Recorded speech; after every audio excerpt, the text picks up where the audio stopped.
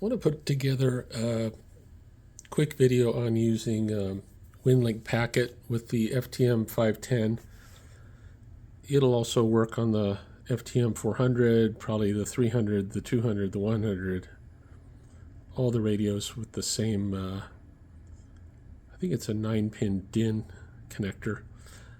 I'm using, for the data, I'm using the Digirig mobile, and so I bought that, and I bought the cable for the radio.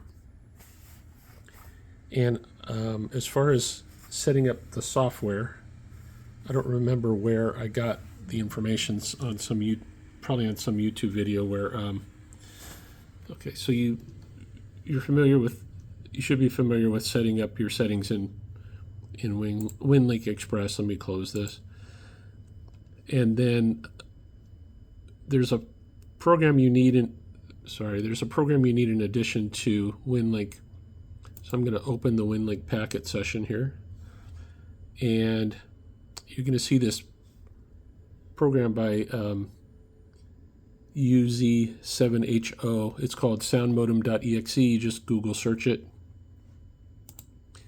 What we're going to do, we're going to go to open that, go to devices. We're going to select the USB audio of the Digirig's input and output, and then take a screenshot of that for the rest of the settings. My COM port is COM7. If I go to Device Manager, you can see it here, the CP210 USB to UART bridge. Your COM port may change, so just plug in your COM port. We don't have to save that, it's already saved.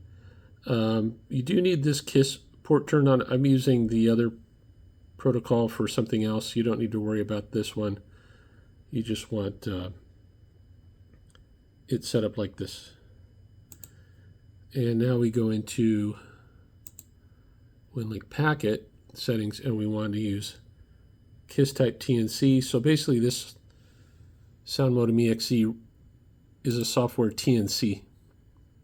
And you'll see some data packets down here at like a band scope. Down here. There it goes. But nothing's really going through the radio right now. Okay, so take a look at all these settings. Match them up on yours, your setup.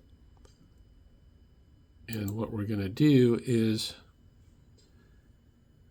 as with Winlink, you go to your channels and your reliability. First one, from my experience, works well for me. In Southern California, it's KM6RTE-10. It's on 145090. Let me close that. Okay, so I've double-clicked that. And if I go to start, it's going to say, tune your radio to 145090. So that's why I'm on 145090. I have it on both VFOs. I think it only transmits data on VFO A, not B, or the main VFO, not the sub, they call it in the 510. But anyways, I've got the squelch all the way off, and then I've got the volume. I don't want the squelch on because I want to pick up the whole transmission from the other side, the other system that's transmitting back to me, and I don't want the squelch to clip off any packets. So I'm going to turn up just a little bit. I haven't composed an email, but we're going to click start, and we just transmitted. That's KM6RTE coming back. There's a signal.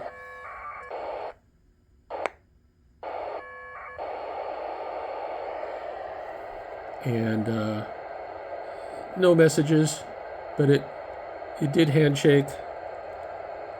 And that's how you do it on the FTM mobile radios.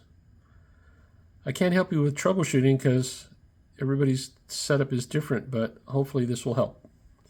7-3 from AJ6 Echo Echo.